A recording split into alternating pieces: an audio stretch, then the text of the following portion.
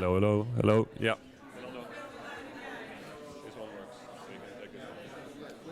If you can also stand there if you like, but if you want to walk around, you can use this microphone.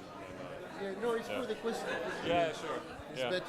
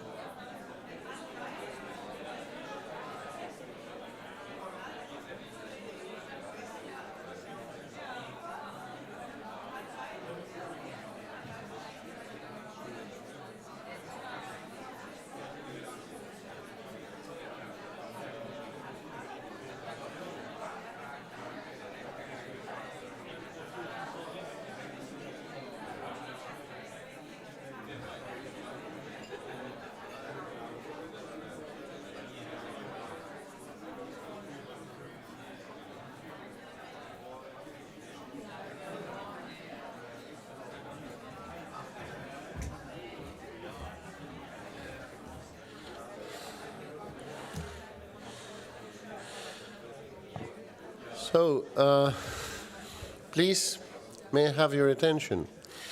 It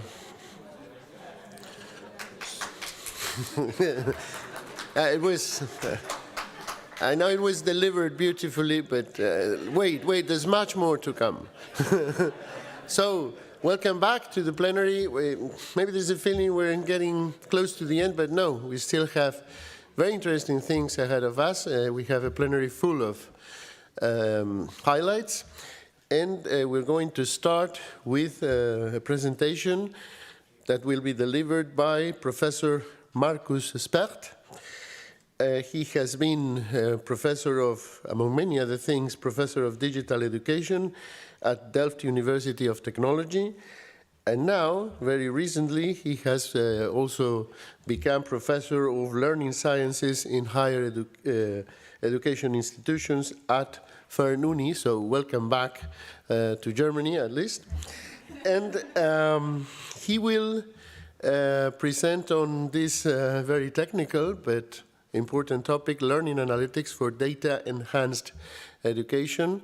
And of course, data management, data treatment are key in every field now, and of course it can help us to enhance the meaning, the purpose, and the results of education. Without further ado, I leave you with Professor Specht, who will talk for about 20 minutes, then we'll have a few minutes for Q&A session.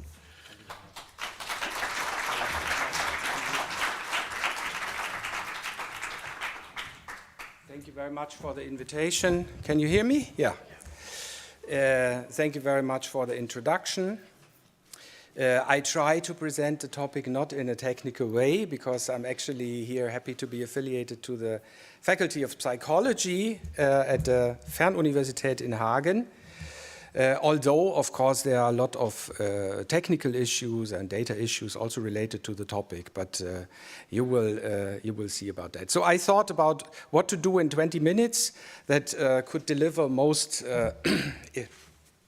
output and most interesting things for you. So you will see the result in a minute. Basically, I will give just 3-4 slides introduction. I will look a bit at the history, because you might know last year, or actually this year, was the 15th Learning Analytics Conference. So the community has been continuously working on that topic. There are a lot of developments, and then I will just highlight some of the topics I personally had the luck to research on, and some publications to that. You will receive the slides afterwards, I think, via the website. All the references there, you can read the papers, so you can only take the notes what come to your mind and become inspired. That's basically the idea. So let's start with little question. Whom of you is working with learning analytics? Who works with any kind of applications doing analytics? Yeah. What would be your first? There's one famous definition that comes to mind. Anybody an idea? The second name starts with an S, as mine, but it's not my definition. The most slides I've seen is George Siemens. He has given this definition of it's about collecting data, and I would like to add the second, or my personal working definition. My statement is learning analytics is about using data to enable humans to make better decisions in education. Yeah? Education includes learning and teaching, different aspects of that, and you will see examples for how I think this could be implemented, and the kind of experimentation and data collection we did on that. I also think it's very important. I was in an interesting panel yesterday. Unfortunately, this was overlapping with the evening event, but yeah, you cannot have everything. But that it's a question-driven. So a lot of the ideas coming out of action research and like really coming from problems that are in practice, I think this is very important. So in my opinion, you should always start a learning analytics project with a question, right? You have a question like, are my students reading my documents? Or are they liking my documents? Or when are they reading these? So you can have a lot of questions, and I think learning analytics gives some opportunities to answer these. So, and another model that is, I think, outlined and discussed and used in a lot of applications is, of course, self-regulation.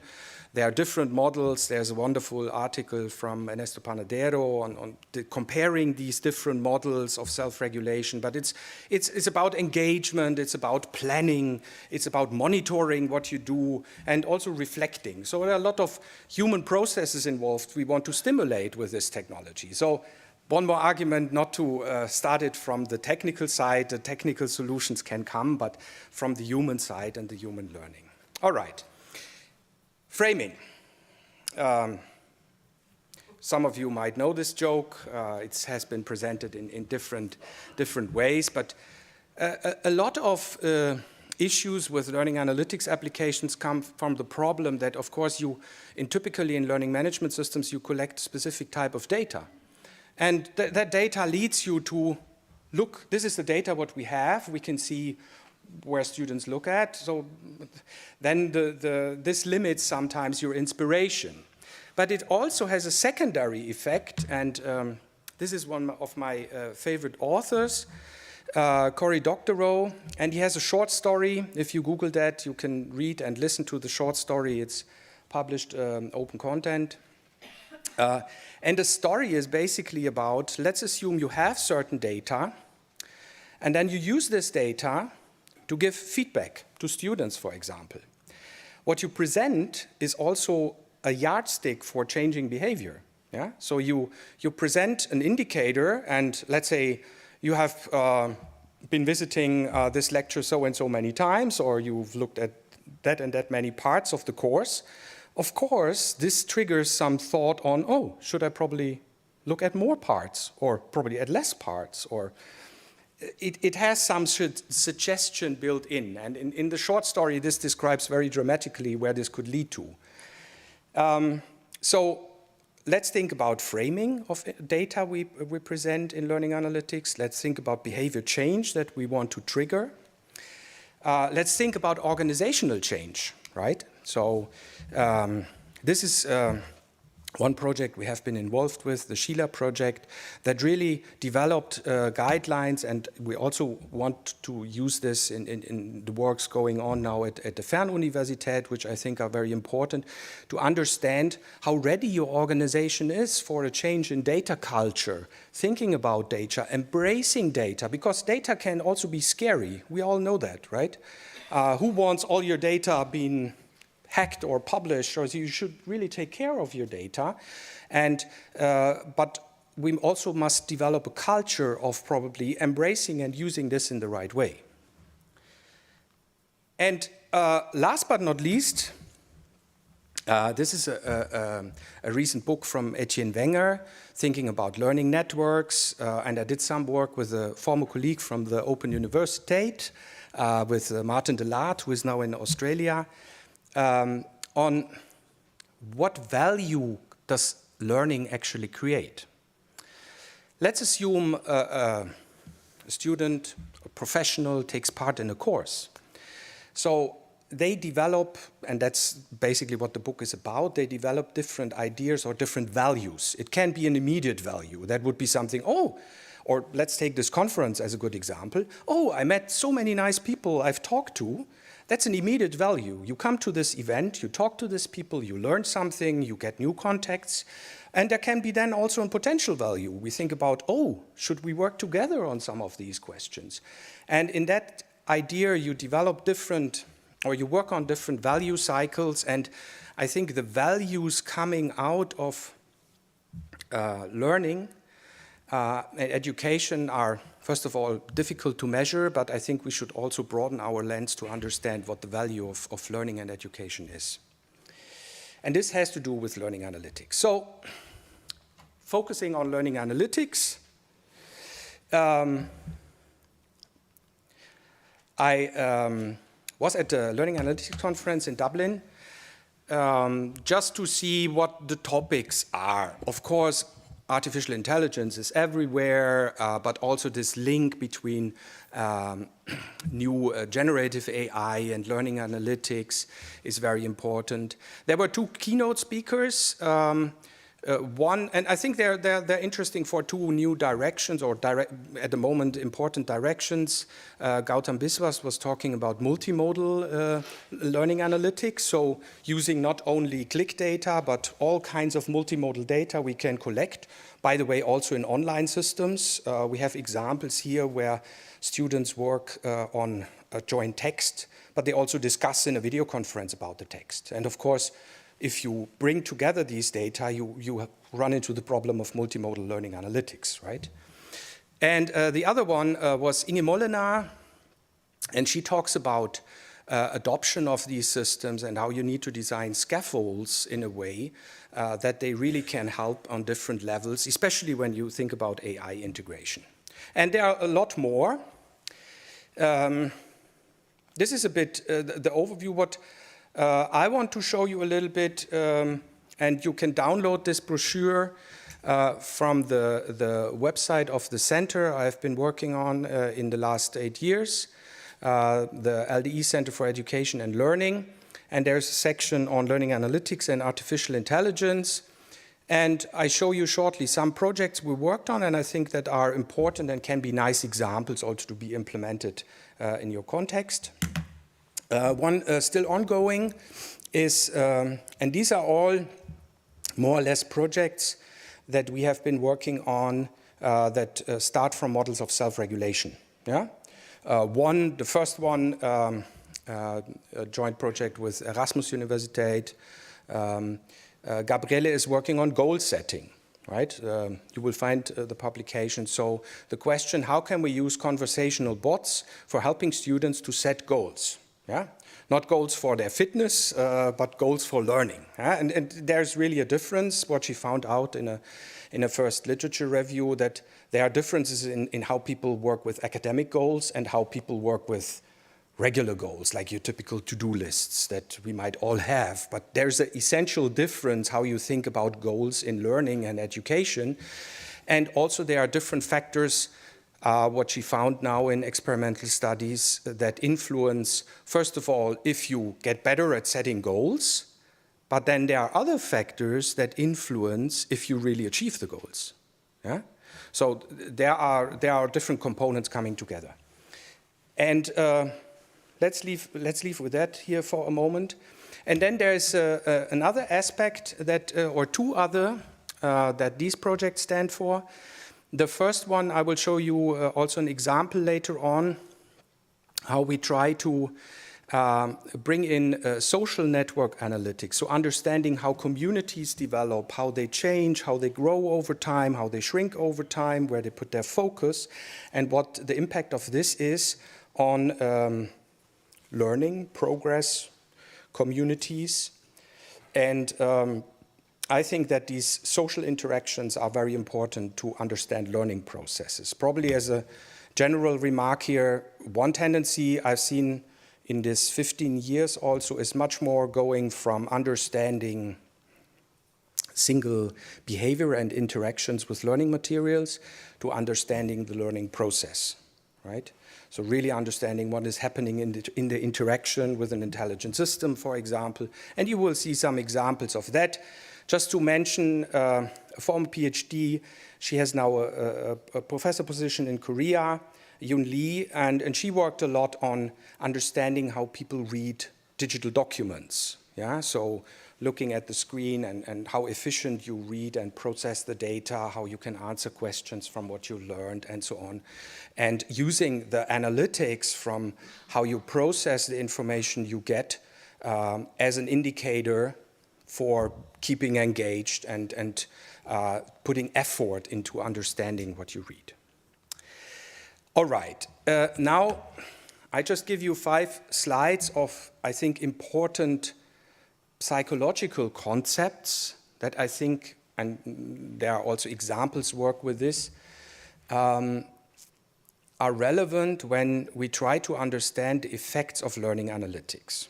So let's assume we can collect data, we can process this data, we visualize this data. I don't talk a lot about this, but I talk about some lessons we have learned in our research that have an impact on how the what the learning outcome is.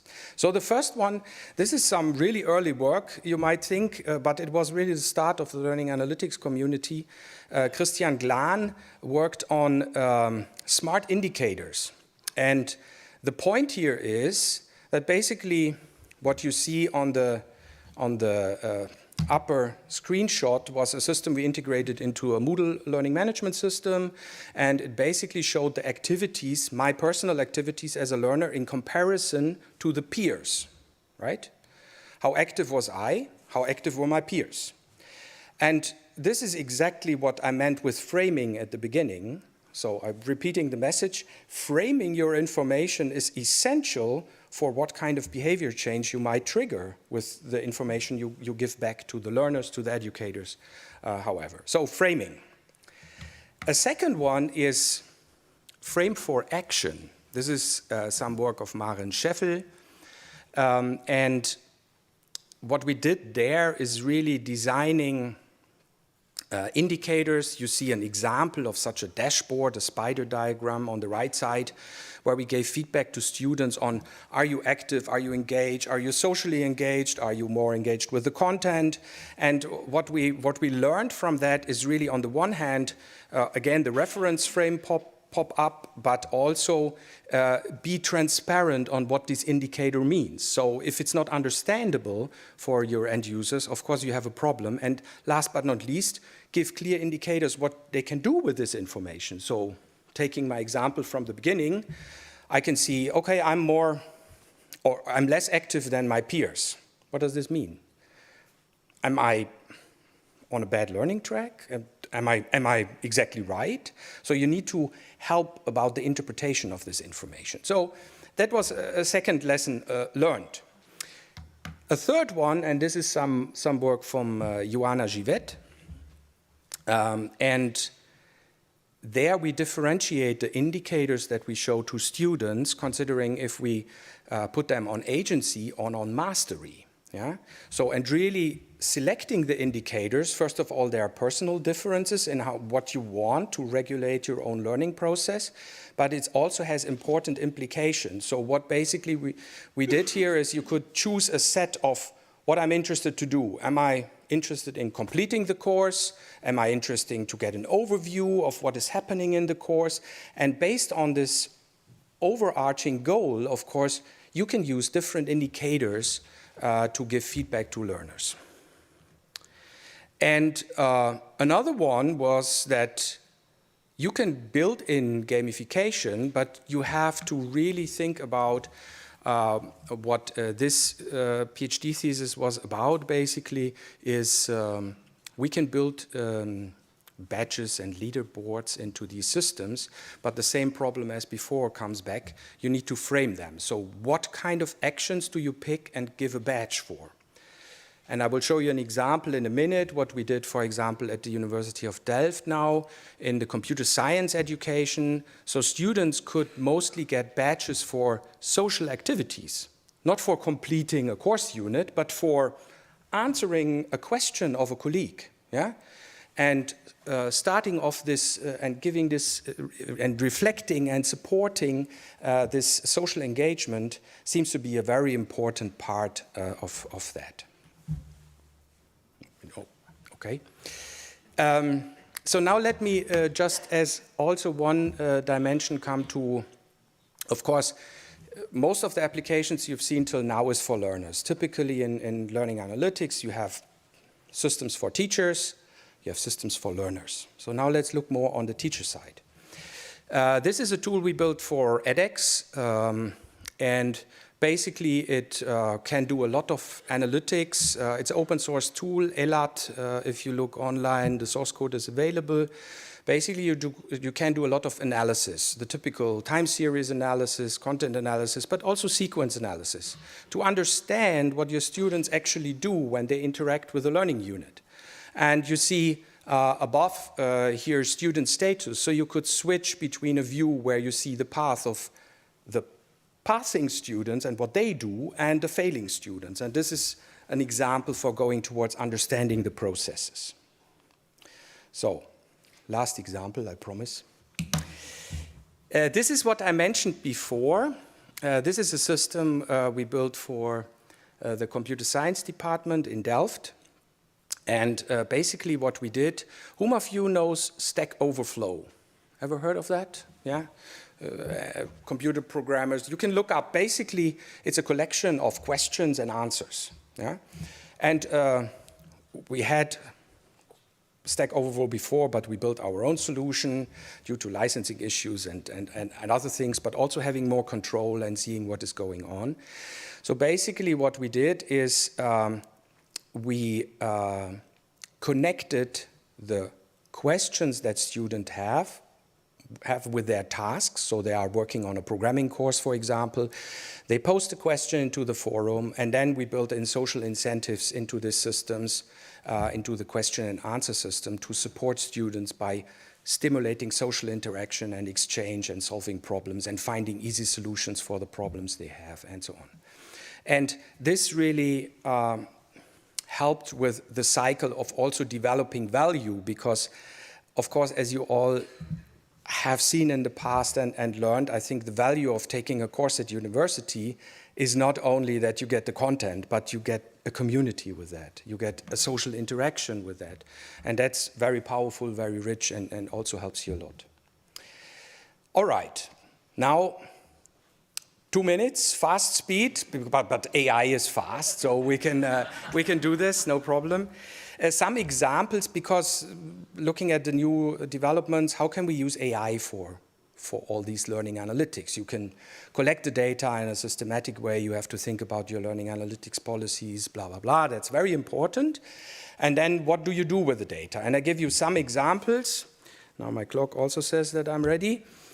We talked already about the goal-setting bot. You can read the publications. I don't go into depth of that. But basically, the original version was built with a rule-based chatbot. Now the new version is built with a large language model-based bot with prompts that adapt and help the students to set their goals. Second, now we're establishing here an environment where we train psychology students in R programming, and we have a bot that not only gives them help and tries to see what they learn and can answer their questions, but also that tracks what they do.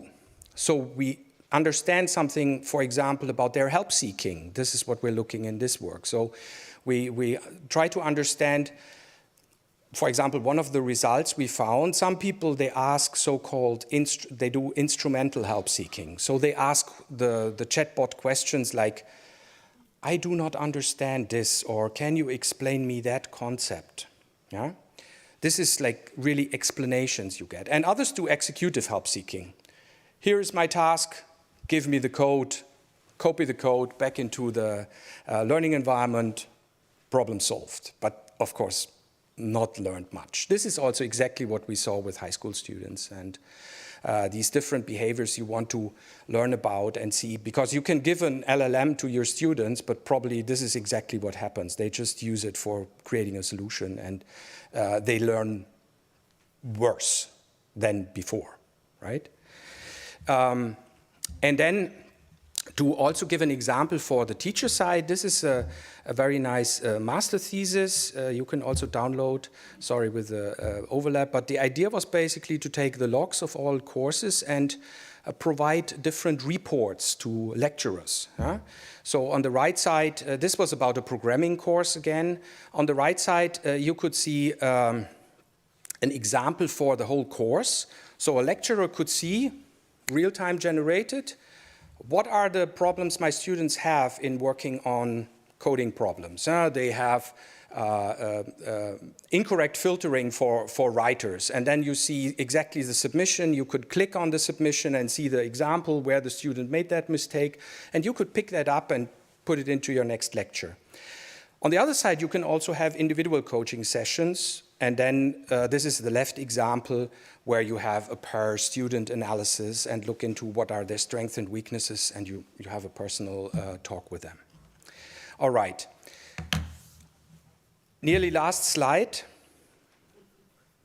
I think to sum up, some of the lessons learned you have seen already, but what we really need and what I'm very happy to have here at the Fernuniversität, also thanks to our rector, to have a clear learning analytics policy, and that we can use this data and make research with it. That's important, because you can have a lot of systems in place, but you don't understand what happens. And second, I think we really need to think about how we can now create a culture of data embracing culture, to think about, okay, data can be a threat, but it can also be an opportunity. So let's discuss this, let's open the debate, and it's the same with AI. And I think we need that space for experimentation and making your own experiences. One side remark is that I think learning analytics can best start from very subject-specific or domain-specific practices. I've seen cases where we presented a super nice case from computer science education to psychology education, and they just looked at us and say, why would you want that? Yeah, so it really, it's a good starting point if you have examples from the same domain. I skip the rest and I give you a last slide with what we're trying to build here now at the Fernuniversität in Catalpa. It's really to build a living lab where we can use this data, learn about our prototypes, enhance these prototypes, and we're working together with the Rechenzentrum ZDI, with the Innovation Center ZLI, and the Research Center Catalpa. And I should update the number, as in the introduction said, 80,000 students. And we're looking forward to do interesting things and learn to make education better. Thank you very much.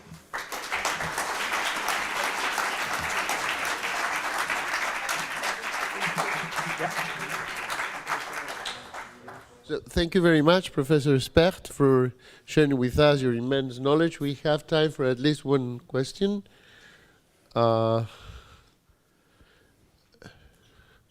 If not, what I was curious as I was looking at your presentation is, I mean, professors, I mean, faculty uses this data, looks at these analytics. I'm sure students look at these analytics and how they react to that, and also if their reaction is part of further analytics. Yeah, absolutely. I think very important question you ask. I think the perception of the feedback that comes out of these systems is the important step, and we should always design systems with a kind of human in the loop. So I see these facilities of analytics as scaling up and getting some data for reflect on your own doing and processes. But of course, this does not replace a lecturer that has a discourse with you and looks onto the data and helps you to understand what is going on. Yeah, absolutely important. Okay. Well, thank you very much, Dr. Specht. We have now another session, so we can say goodbye with a round of applause. Thank you. Thank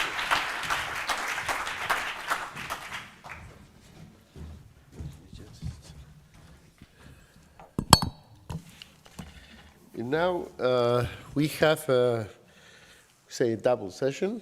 Yes. Combined. Combined, yes, or mixed. Combined is a beautiful word. If we have with us Maartje Hendrik, sorry for my Dutch, who teaches at OUNL and is an expert in digital learning ecosystems, among other things. And also Marcelo Fabián Maina from Universitat Oberta de Catalunya, who is a researcher in innovative teaching methodologies, has found WOC as the right place to conduct his research.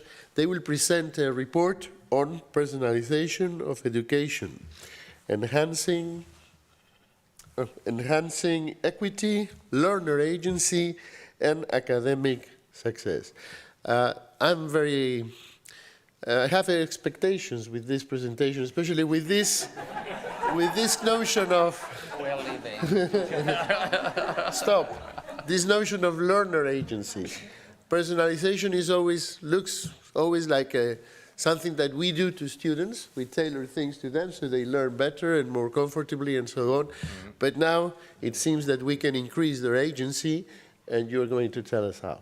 So I leave you with them, and I guess it's 10 plus 10 minutes, and then 5 minutes. Yes, so thank you very much. Thank you for the introduction. I will open the PowerPoint. We skip with the PowerPoints all the time. So thank you very much for the introduction.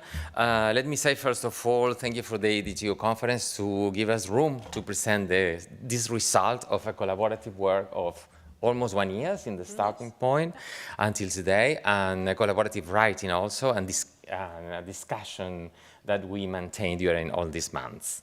We represent, in fact, a group of authors that collaborated to this report, and This is the result of the task force on personalization that we started discussing last year in 2024. If you remember well, it was in Cyprus we started discussing that. And the idea was to explore strategies, policies, and practices that we were having as members, universities of the EADTU, and personalization within institutions and across institutions also.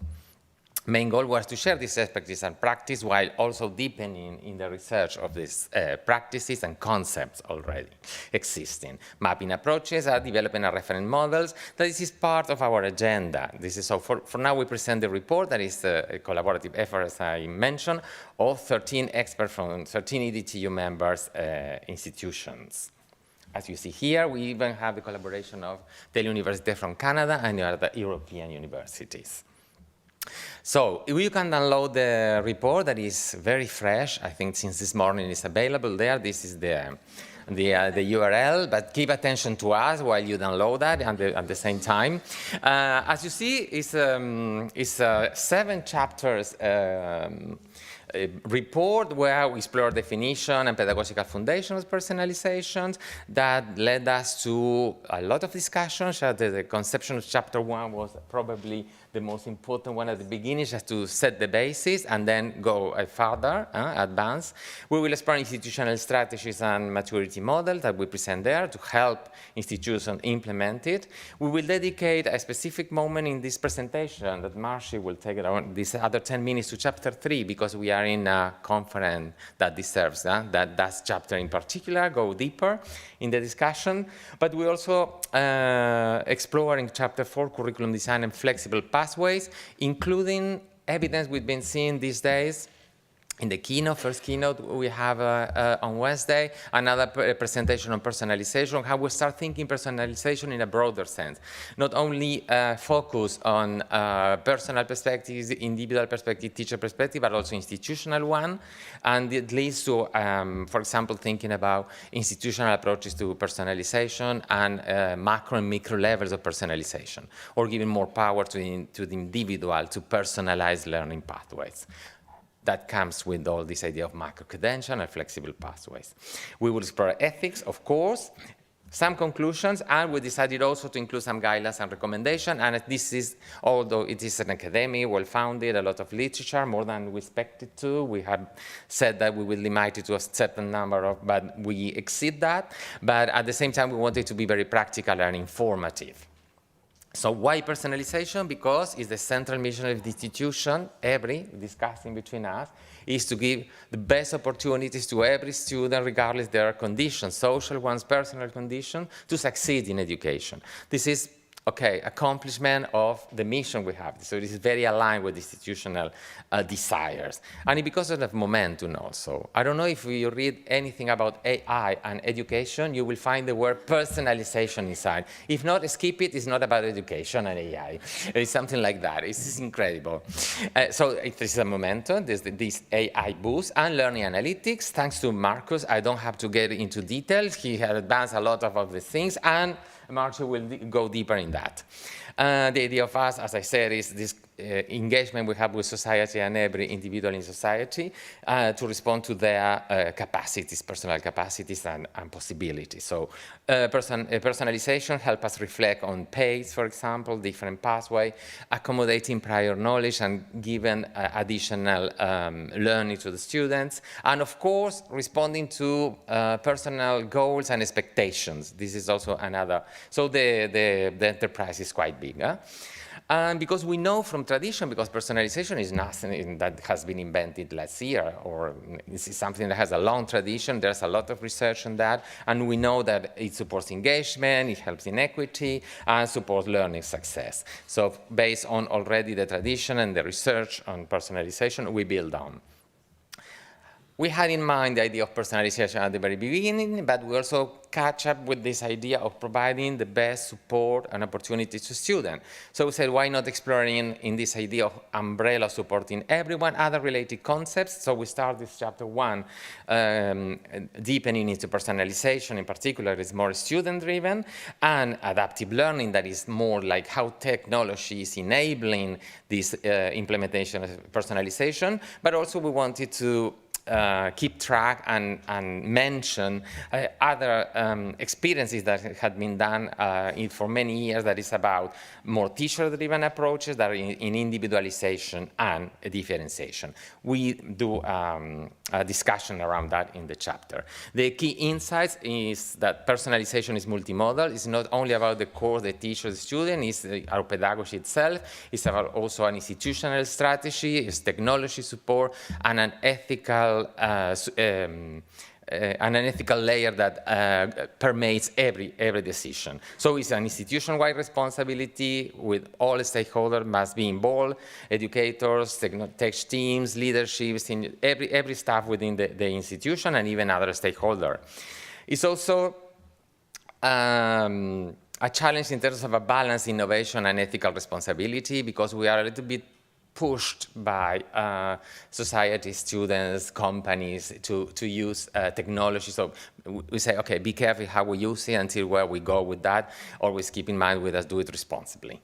And as knowing also the key insight that we have a long tradition, we know that it promotes inclusion and lifelong learning. Lifelong learning now is in the agenda of every institution. So it's something important to apply these strategies. But everything comes with challenges and risks.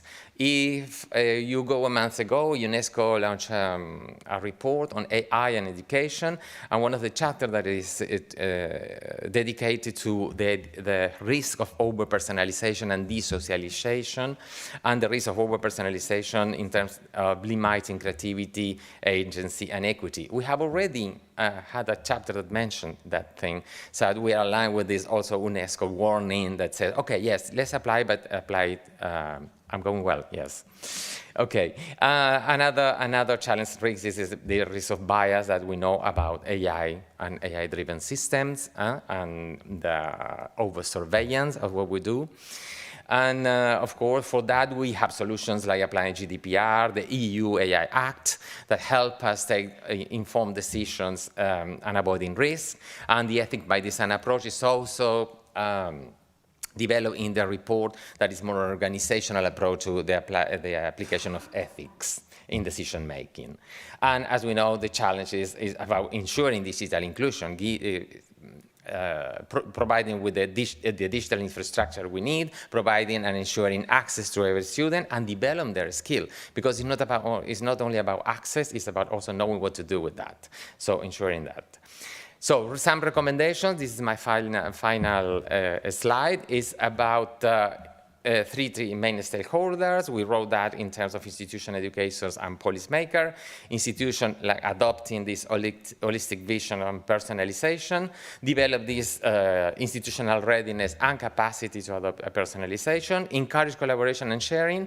This is when we've been reading all these articles regarding personalization from institutional approaches, it's very similar to any other kind of innovation and change we introduce into institutions. And of course, monitor and evaluate and iterate. It's an enterprise that we go step by step also. On proof good examples. For education, it's about balancing human and technological mediation. We do not have to forget the human in that part. We may rely on technologies. We are tempted to rely a little bit in technology for scaling up our access and reach of the institution, but we have to be very careful in that. We have to take advantage of personalization strategies in terms of fostering learning agency and the co-creation, and ensure inclusivity and equity in practice. And policymakers must draw all these norms and explanatory texts of how to actually implement that and guide decision-making within the institution in terms of inclusivity at a system level, strengthening governance and ethics, and support institutional capacity building. So you will read all that in detail. It's long, it's a little bit longer than we expected, but I think it is important for you to just at least focus on one of your chapters of interest. So thank you very much again, and I'll leave the room to Marci. It's actually 9 minutes and 58 seconds. I did it.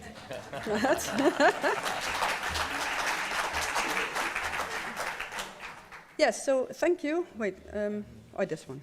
Yes, thank you. So now I have the pleasure, you already said so, to tell you something about one of the other chapters, chapter 3, which we wrote actually in collaboration with 5 colleagues from 5 different universities.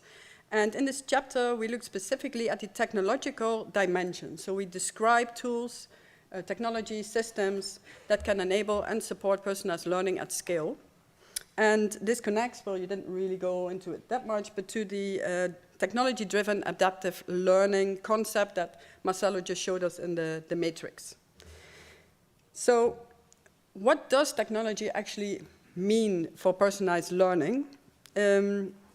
As educators, we want to support our students the best we can in their learning. And like Zhang and colleagues formulated it, we want to tailor our teaching to the individual strengths, the individual preferences, needs, but also goals of students. And we want to emphasize flexibility in this, in what is learned and how learning progress is demonstrated and how it is learned. And technology plays a big part in this, as it can be an enabler, but also an accelerator of this that can actually make it happen. So you have these data-driven systems, you have AI, you have digital tools, and they make it possible to transform this theoretical or this ideal actually of personalized learning into a practical reality. And it can do so by adapting instruction. Well, some of it is overlap with you, with the previous keynote, but it can do so by adapting instructions to the preferences of students. It can do so, of course, also by using data, the learner data, the learning analytics that we just heard a lot about. And this way it can create a truly adaptive educational experience for students. The role of AI, actually I don't really have to tell that much anymore about it, but still I'll do it anyway, because AI can support personalized learning in several ways. It can support it by using the data from the learning analytics, by measuring, collecting, analyzing this data, and then using this data to provide personalized feedback, to provide insight in how students learn, basically, but also in the context of adaptive pathways. It can be used to adapt content, pace, teaching methods, and then based on this, it can ensure that each student gets the right tailored support actually for learning. And regarding predictive systems, it can be used to identify at-risk students, for instance, and then provide them personalized interventions and even prevent them from falling behind or from dropping out. That is also possibly so. An interesting AI-enabled system or a technology that supports personalized learning is intelligent tutoring system.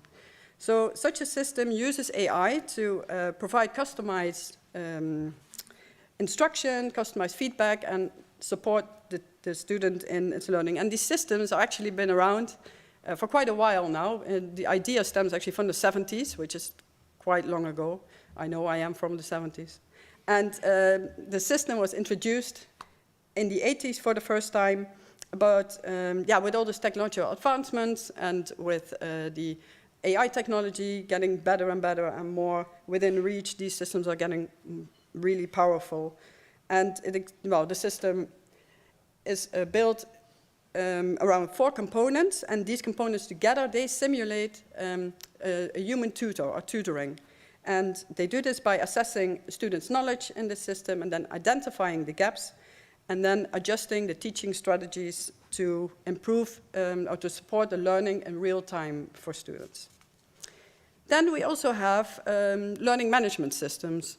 There's traditionally a learning management system was a digital platform that supports personalization, but in the context of administration, in the context of course management and progress tracking.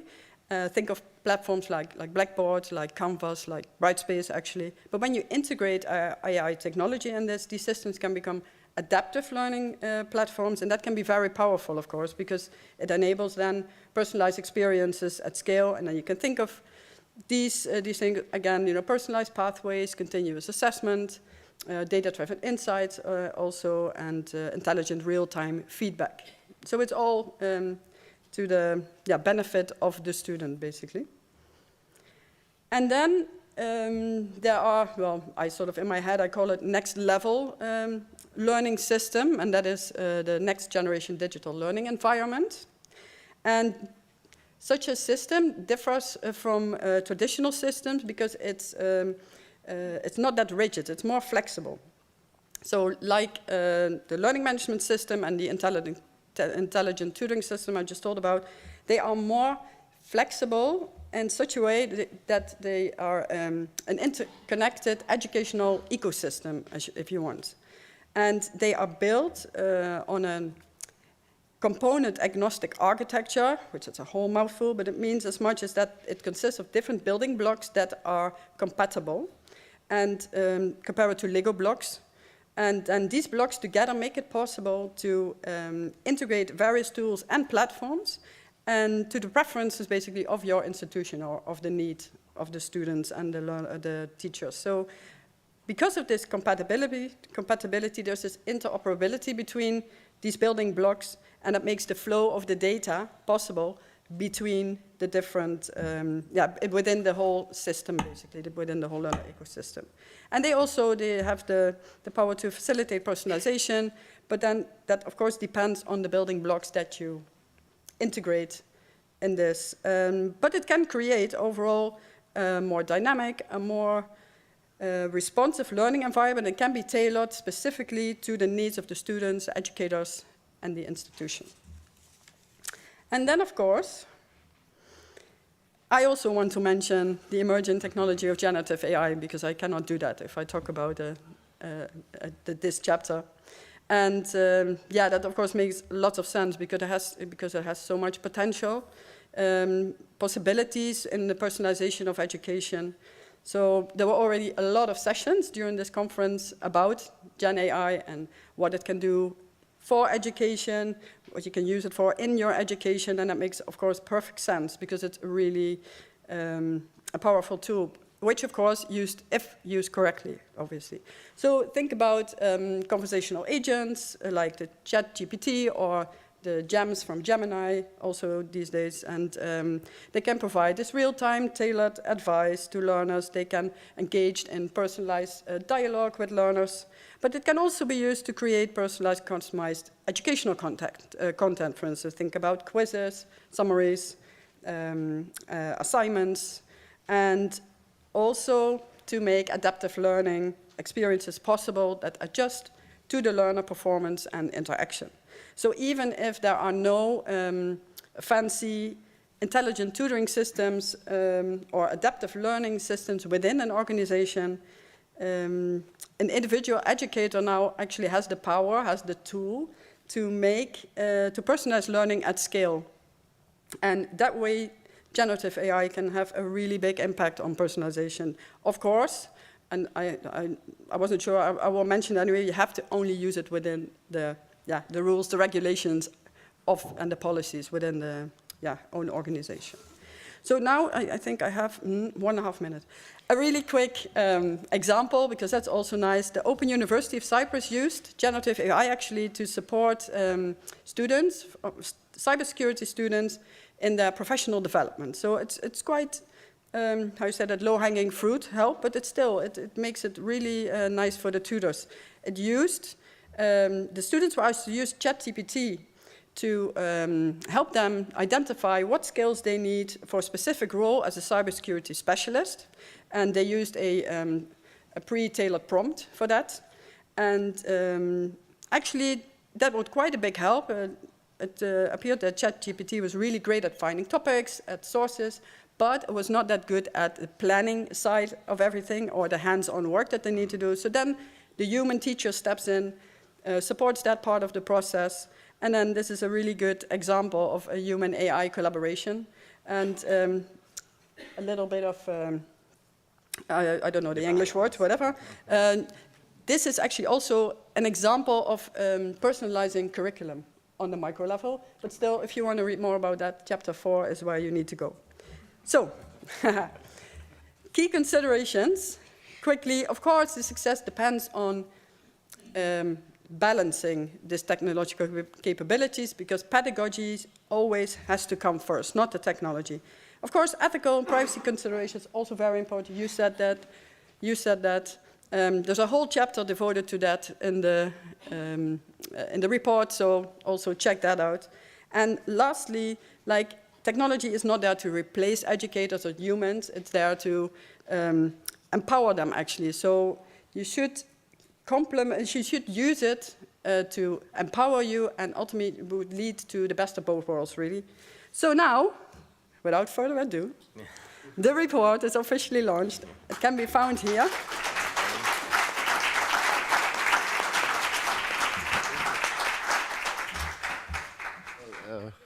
Thank you very much to both of you. Thank for the excellent presentation, and also for sticking strictly to the allotted time. We have time for 2 questions, one each. If you're going to ask a question, please keep it sharp without lengthy introductions that professors don't need. Anyone? Read the report. Yes?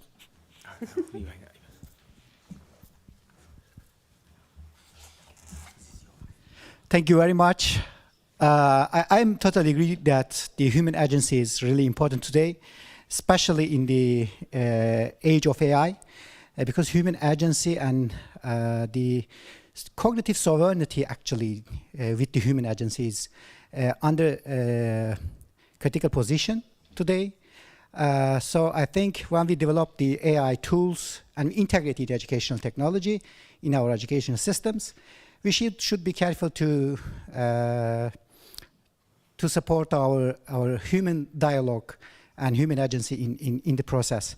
So what do you think about the future of dehumanizing education process, and how to cope with this agency problem, actually? So how to protect the human agency in AI age? Thank you. A nice answer. The first question was about technical. Yeah, how do you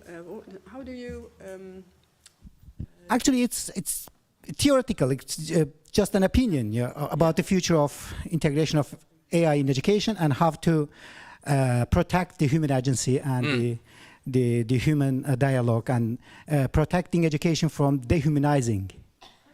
Okay. Yeah. Okay. Probably in the first chapter where we discuss different concepts and approaches, we know that from long tradition of each one of these concepts, they have assumptions behind that. Personalization is a more constructivist approach, is more based on decision of the person, the individual, fulfilling personal goals, professional goals, and expectations. While more adaptive learning systems come from more a conductivist approach, where learning seems to be pre-planned in a certain way, pre-organized, and this is something that is a little bit conflictive. So we say that with the arrival of AI, probably this is a way to fix that, that probably in the middle. So AI can support us in taking more focalized and more individuals support to one, while giving agency to our more preoccupation is more giving agency to the person itself, not to necessarily to the teacher, but to the person itself to take decisions. In this sense, we think. But there's always a risk of over-relying on technology. And this is the other side of the AI that is conflictive in this sense. We don't have an answer for that in the future, but... I think that's why pedagogy is this important. To not forget to make that leading. Yeah, not to leave it on the machine itself. Yes, exactly, and not leave it on the students themselves, but have a plan with that, you know, a sound pedagogical plan. Behind that to sustain that. Yes. Okay, thank you. Since you have both answered, we're going to have a very short update. Not to take the space from the speaker, but an answer to your question you can find on admit.eadtu.eu. Is all a project about the use of AI in education. Follow me. Yeah, follow us. Just a final word regarding encouraging people from the EADTU Association and members to actually engage in this task force, because we don't get into the task force as savvy people. We came with experiences and different experiences, practices, and knowledge. We go deeper into that. We have discussions, and EADTU is not only a yearly conference, but it's also something that goes through the entire year. So it's a way to reflect. So I encourage task force. I know it's difficult. Thank you very much to Stefan Mollmann. Where are you? I don't know if he there, because he was very patient with all of us, doing the logistics, encouraging us, motivating us, the reminder of the reminder. So thank you very much for everything. Nice. Thanks to you. Thank you. So We're done. now we move on. We move to one of the.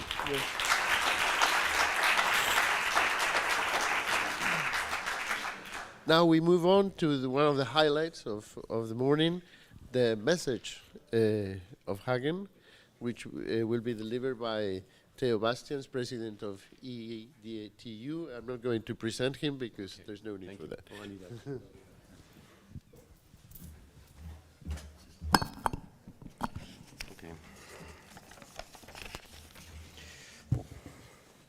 So it's time to wrap up this conference a little bit. And we do that every year with a message, and then named after the city where we had our conference. So this is the message of Hagen. You can also afterwards read it online at the EADTU website. When we arrived in Hagen, some of us thought a conference in October in Hagen, it must be raining. It did a little bit, but we also found a lot of sunshine, sometimes in the sky, but always in the ideas and in the connections we shared. Under the theme Rethinking Higher Education, Engage, Adapt and Include, we have explored together the urgent need for educational systems to become more responsive, more inclusive and more connected. And over several days of dialogue, reflection and collaboration, we identified not only the opportunities ahead, but also the responsibilities we all carry as representatives of higher education's future. And we agree, higher education must become more engaged. Our institutions need to step beyond their traditional boundaries, co-create value with industry, with civil society, and above all, with the learners themselves. And at the same time, higher education must be ready to adapt. Flexibility must be built into our structures and into our mindsets. In a world shaped by rapid technological change, hybrid learning, and increasingly diverse learner pathways, adaptability is essential. Not only for institutions, but also for us as educators, learners, and the entire system. Lifelong learning must be fully embraced with modular approaches, stackable learning, and recognition systems that reflect how, when, and why people learn today. And above all, we affirm that inclusion must be at the heart of educational transformation. We cannot rethink education without asking who it serves and who is still excluded. Inclusion must be intentional, systematic, and visible across every dimension of policy and practice. It means supporting students with diverse needs, bridging digital and social divides, and creating learning environments where every learner truly feels they belong. And throughout this conference, several key themes emerged. One of the most prominent, the potential and the responsibility of digital learning. Technology can bring access, flexibility, and innovation. But it also demands careful pedagogical design, robust infrastructures, and an unwavering focus on human connection. Let us not confuse digital delivery with digital equity. What matters is not only what we deliver, but how and for whom we deliver. Another vital theme was interoperability. As we move forward, towards micro-credentials and modular learning frameworks, systems must work seamlessly across institutions, countries, and sectors. Learners need the freedom to move without barriers. technological, administrative, or other barriers. Achieving this requires more than technical alignment. It requires trust, shared standards, and collaborative governance. We also reaffirmed the value of research-informed innovation. The inclusion of a full research track at our conference this year highlighted how essential it is to go to ground transformation in evidence. A two-way dialogue between research and education ensures that our vision remains both ambitious but also achievable. Finally, we emphasize the importance of mental well-being for students and for educators. As we personalize and digitize learning, we must remember the human beings behind the screens. A learning environment can only succeed if it supports health, safety, and connection. Innovation without care is not sustainable. Well, as we come to the end of this conference, of course, I want to thank Fern Universiteit in Hagen for hosting this timely and meaningful gathering. As we leave Hagen, we carry with us a stronger sense of purpose, a clearer understanding of the road ahead, and deeper connections across Europe and beyond. This is our message of Hagen. May it guide us in the months and years to come. And if we ever lose direction, at least we now know Hagen is the place to come back to for inspiration. Thank you very much.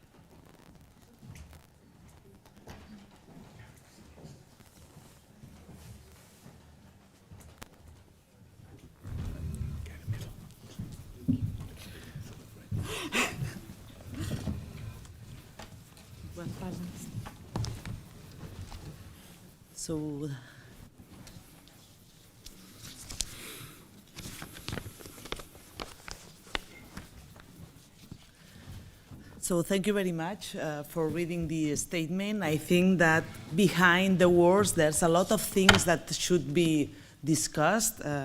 Theo has talked about engagement, flexibility, adaptation, inclusion, interoperability, for sure, research based on data, and for sure on digital well-being. So we have, I think, more or less 25 minutes, no more. So maybe each of us could choose one of these issues that has been highlighted during the statement reading and add the comments or the reflections that we consider. Who wants to start? I had prepared a Mentimeter if we want to do it, but if we don't have time. No, for sure. Yes, yes. No problem. It was, the idea was just to get a bit of action. Okay, perfect. And it's ready here.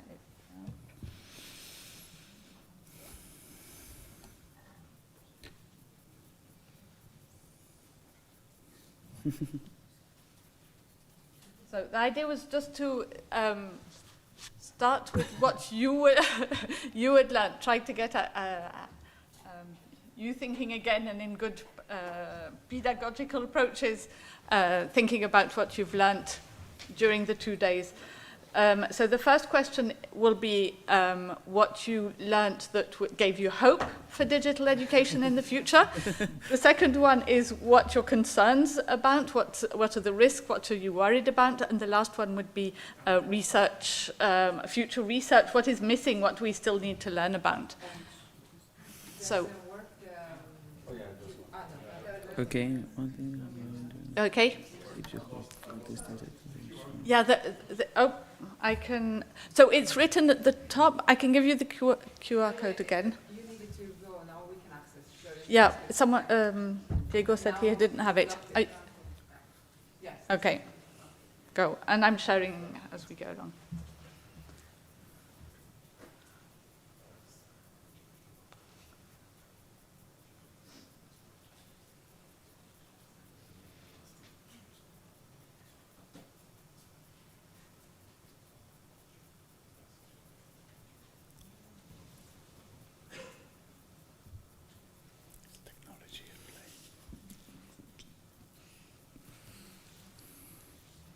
So a lot of, with the future, we're innovative, collaboration, but also personalization, human dimension, AI literacy skills, challenges.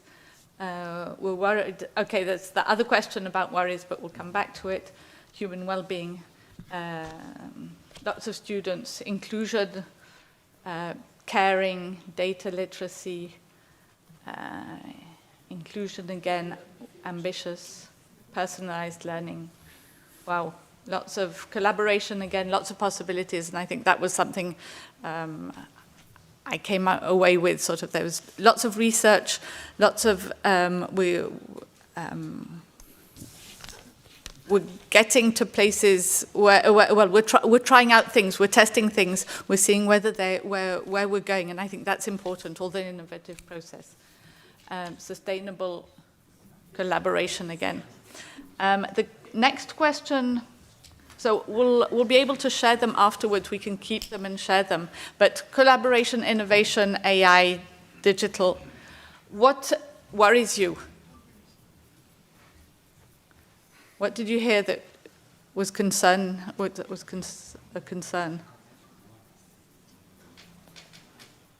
AI. Yes, it's a potential and a concern. And I think that's what the message, a lot of the talks about that we had were very much, we had to look at the context. What are the learning objectives? What are we trying to achieve in which specific environment? So AI again, so much AI, metaverse, yes, very concerning. I found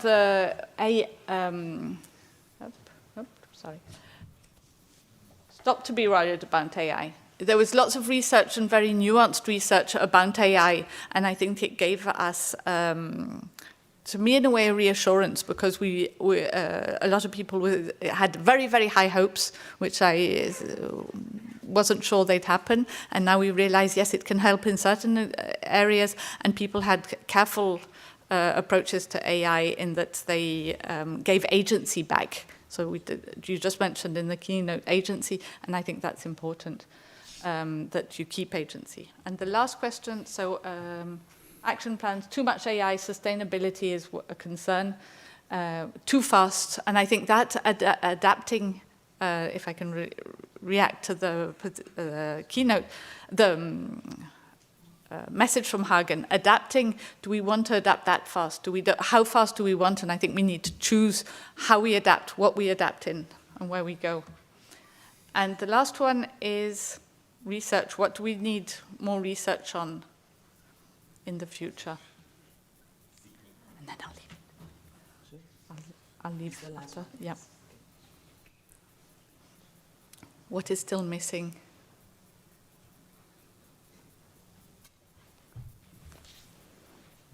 There's policies, interoperability,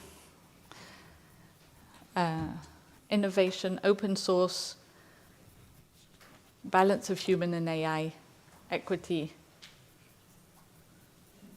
didactics in online learning, using technology, teach smart, implementing and evaluating, platforms, data law, lots of...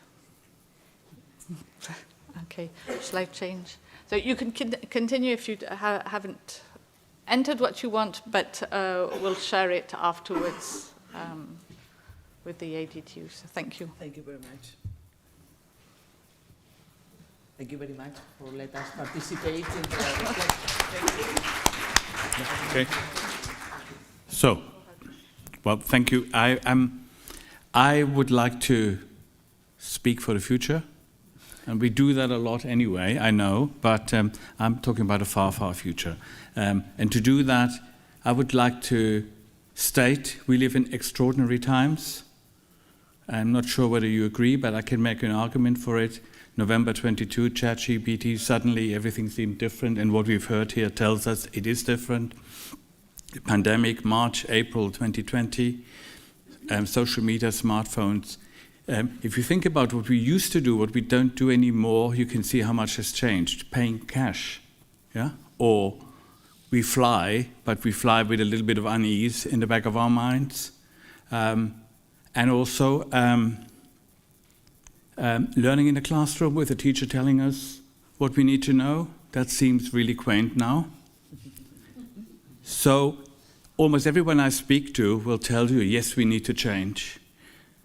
But please not on my course, my program, or senior managers don't allow us, or the systems don't make it possible.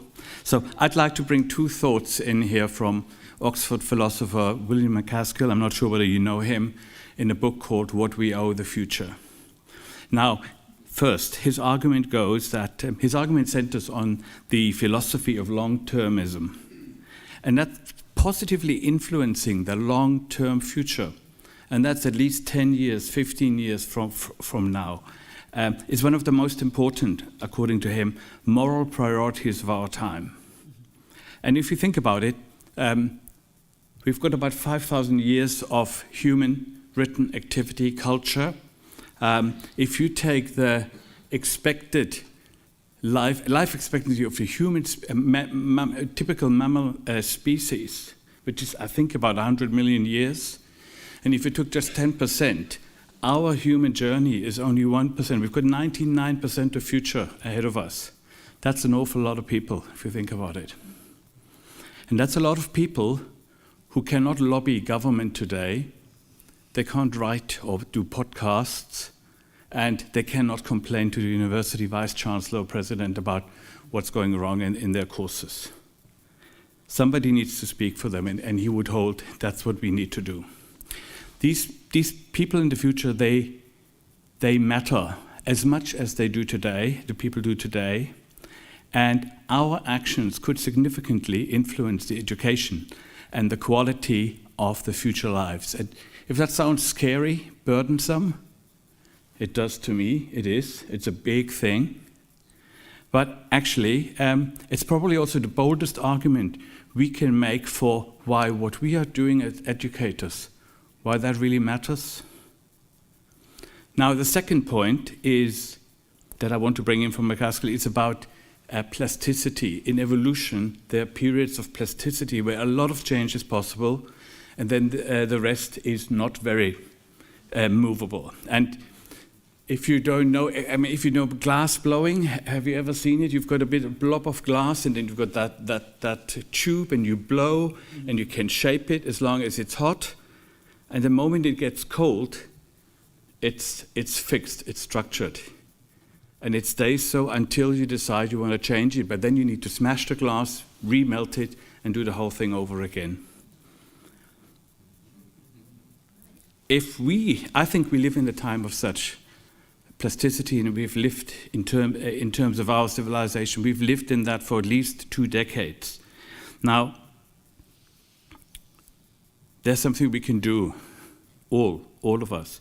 Good educational design and practices of today might become locked in once once the glass is cold, locked in for decades or even centuries. And if you think about assessment, our exam today, it kind of started in the early 1800s in Cambridge. Actually, it started in China in the 600s. But it hasn't fundamentally changed in the last 200 years. Whatever we change now might well last for a long time.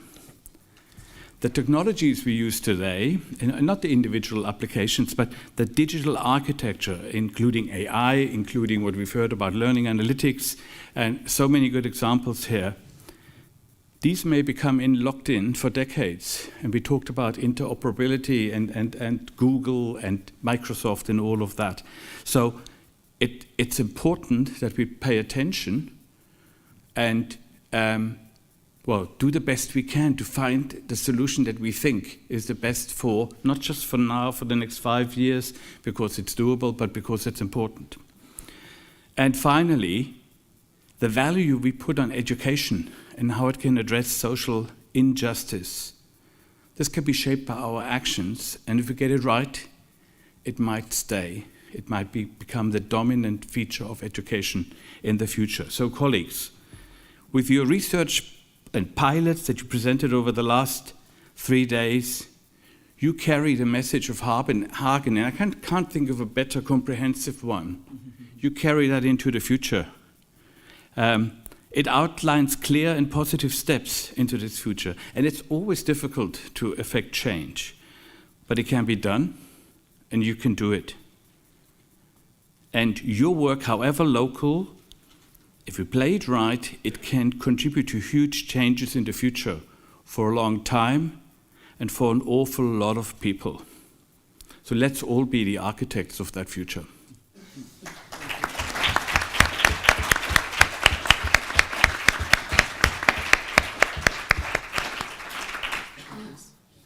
Okay, so it's hard to follow up on that impressive comment, and it was more like a agenda setting, which I very much appreciate, of course. So I would take up this issue of change, because that is obvious, the overlooming issue in the room, and that also guided many of the contributions here. So, and I also appreciate the appreciation, but not in my backyard. So, yeah, everywhere else, but not in my courses. So, when we discussed this issue of change in our university here, it came to my mind that I once read a novel by Tommaseo di Lampedusa, Il Gatto Pardo. There's a very pointed quote in that. So there's this old prince in Sicily, and he is confronted with his younger nephew, who joins the revolution in Italy, so in the 19th century. And of course, it was to overthrow absolutism and the monarchy. And so there was this dispute, of course, and the end of the monarchy were already looming. So the younger nephew said to his uncle, so if we want that everything stays like it is, everything has to change. And I think that brings this situation to a point also that I took with me from that conference again. So in this respect, I also took a lot of hope from the conference, because, well, looking at the program and the themes that were set, the presentations and the contributions, I think we do not have like a problem of, well, where we want to go, what is needed. What I feel is sometimes, well, we have a little bit less courage to be really courageous. And what is also lacking is speed. So as public institutions, universities, higher distance education universities, of course, yes, there's all this burden of bureaucracy, administration, legal restrictions, and so on, and that hampers us, I think, really to make greater progress. One example, I think we've all been in this debate with regard to micro-credentials for a very, very long time, I think for decades right now. And it's always the same to some extent. Well, what's the legal framework? How can we finance it as a university? Well, how is the way of delivering, and so on and so on. Okay, the keynote, which we started, made it very clear. Well, there is, of course, a strong competition, and there is this commercialization of education, which one can approve, which can be a driving force maybe for us, but to my perspective is also very problematic. Because I think, was it you today who said that? Someone said it in the morning. Well, okay, they have the pace, they have the speed, they just do it, and then they apologize later if it doesn't work out correctly. So to deliver education, that's also, of course, we all know that, it's a high responsibility, it's a highly ethical issue also. But when we move so slowly, I think we really envisioning the risk that the other do it, the other side does it.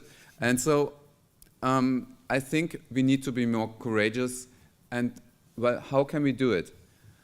Being a psychologist, there's this concept of collective efficacy. So, well, being courageous and knowing, well, we can reach our goal.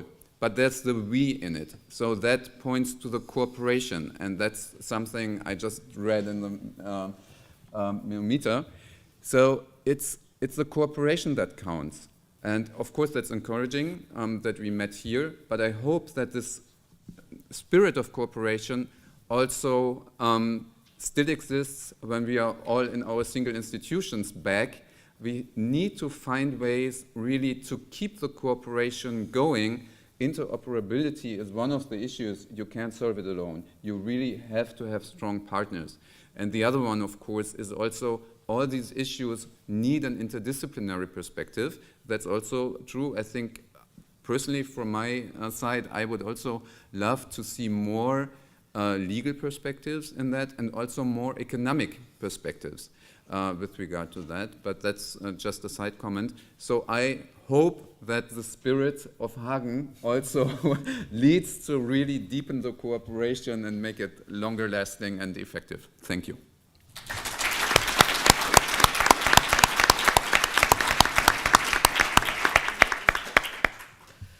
I had some comments about all the things that includes this statement, this message from Hagen. No? For example, in terms of engagement, we do know that it's imperative to foster this engagement through strategic alliances with our students, for sure, but also with all the other stakeholders that we have around us. But after having heard what my colleagues have said, I think that one issue is imperative for us, is this need for change and this urgency for change. I think that during the last decades we have been talking about many things, but now I think we agreed on this idea of urgency. No?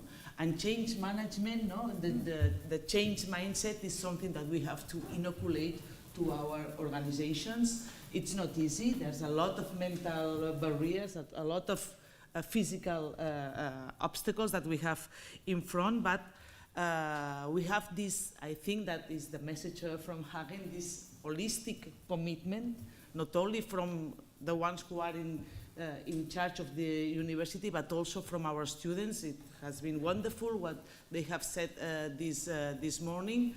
And although the obstacles and the barriers are high, I think that we have not to undervalue our power. So we have the opportunity to advocate for a better higher education. We have the opportunity to lobby against all these obstacles, and we should be strong on that and never undermine what we are able to do. So we have to be strong with all the public authorities in the local level, but also in the national and in the European level.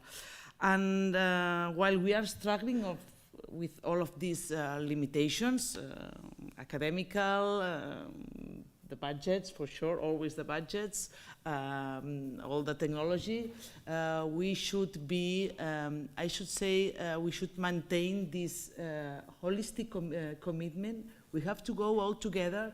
We have to fight together with all these issues. And I think that in this regards, the EADTU is an excellent platform to make lobby. So all these statements, all the documents, the personalization document is a very good one, for example, needs to be shown to the rest of the European community, and we need to keep hard and to be stubborn in order to make more visible all the actions and all the things that we are doing. During these last 3 days, we have talked a lot about technology, but we have been able to balance this speech with all the human issues, no? Balancing the need to introduce AI, but at the same time trying to make our students less isolated in front of their screens. So just to conclude, under my point of view, I think that we have a shared purpose. It's evident. The message of Hagen is a resume of that. We have, I should say, a shared optimistic attitude, which is very, very important. And we have also a shared collaborative mindset. So let's make these things grow and be all together fighting against these barriers, but at the same time in favor for this more inclusive, adaptable, and equitable higher education.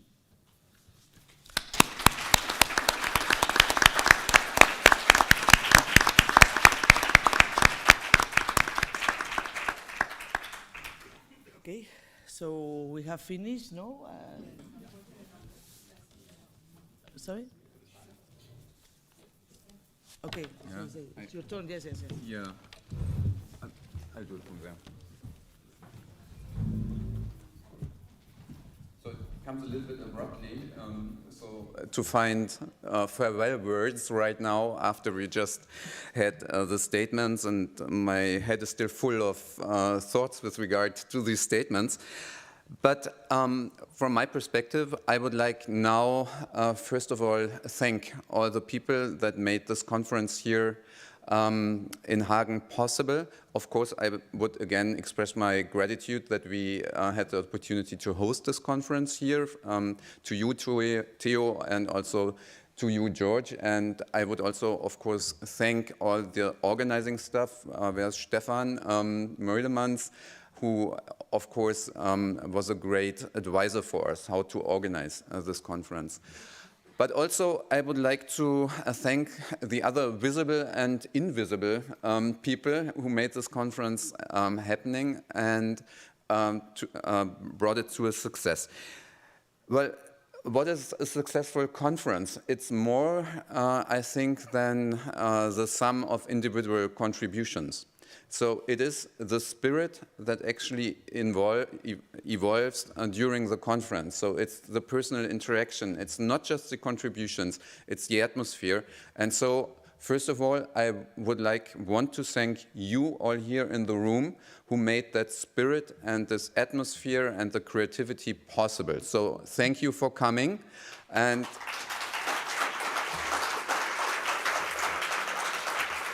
it was really a great pleasure, and it was really a milestone, as I put it in the introduction, for our university here. And I can give you all a very, very positive feedback from within the university, but also from the city of Hagen back. So that's the first. You are the visible ones, but the invisible ones. And there I would like to thank all the team from the Fernuniversität who made this possible. You can imagine the organization of a conference like this is effortful, everyone knows that.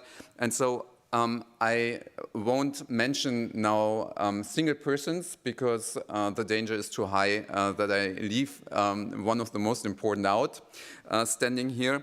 So I will name the teams. So it's public relation, it is event management, it is of course the international office, it is the team of Open EU, and of course also the technical support staff, also from the ZLI, and many more. So I would really like to ask you for a big hand for all this organizing stuff and all my dear colleagues.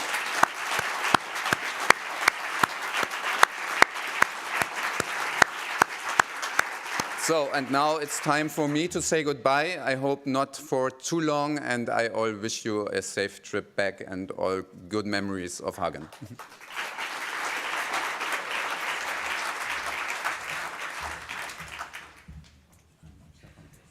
Also present, if you can stay a bit more. Yeah, so just also a short word from my side as guests of in Hagen, at the Fernuni in Hagen. First of all, I want to thank you as participants, keynote speakers, panel members for making this conference such a success. And moreover, also for your contributions. They are essential for the students, for their study, but also to lift to their full potential. So everything that we have done here is all about making it possible that students live to their full potential. I want to say a warm thank you to our host, Fernuni in Hagen, for making this for making us feel so welcome these days. They've been the perfect host, considering the food, the atmosphere, the whole experience was wonderful. The feedback that we received from all the participants was nothing but only positive. In that respect, I also want to thank the local organizing committee, and I dare to mention a few names that we worked very closely with. That was Franziska Demmer, Sebastian Lauritz, and Patrick Abrecht. For their smooth and professional coordination and support, they made our lives so much easier in organizing this event. So we truly thank them.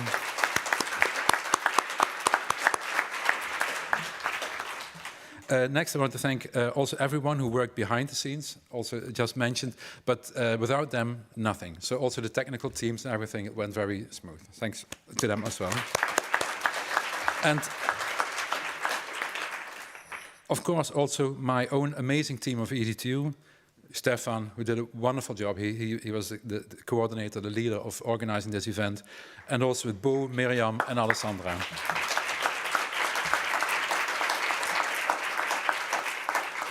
And before we wrap up, I want to hand over, as a token of appreciation to Rector Stefan Stürmer.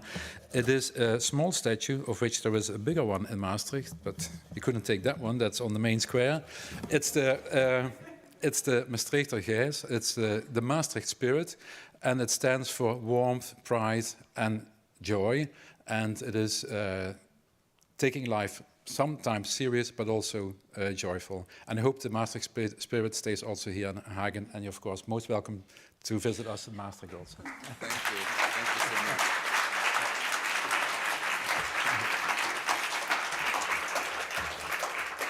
So thanks, everyone. And I just want to mention before our president closes that we should not forget that in Building 3, after the closing, we have drinks and there is a lot of food, I'm told. So don't just go out, but join us there. Yeah.